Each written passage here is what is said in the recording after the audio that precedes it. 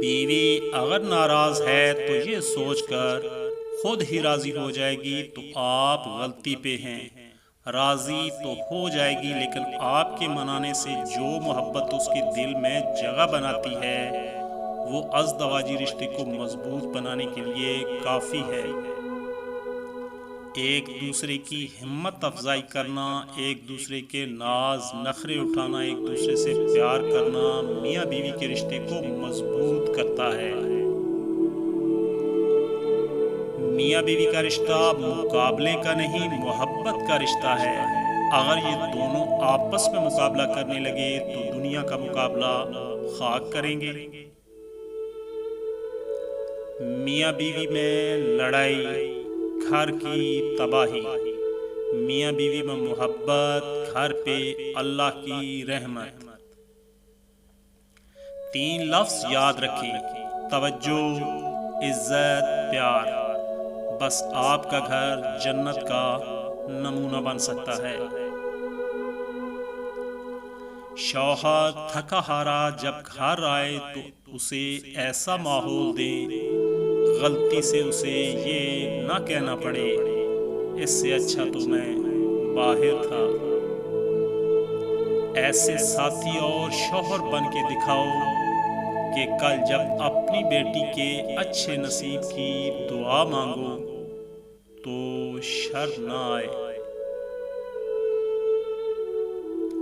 बीवी के लिए ये एहसास किसी नेमत से कम नहीं कि कोई उसका ख्याल रखने वाला है, कोई उसकी फिक्र करने वाला है, जो सिर्फ और सिर्फ एक अच्छा शौहर ही हो सकता है।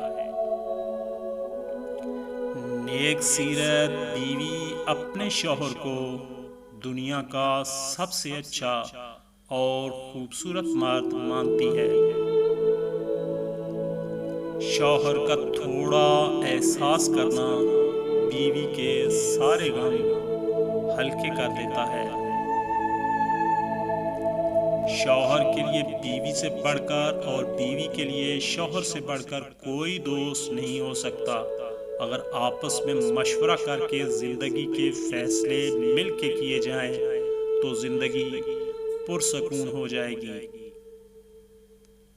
मर्द जिसके लिए सब गम, दुख, तकलीफ और हर बात बर्दाश्त कर सकता है वो सिर्फ उसकी बेटी होती है।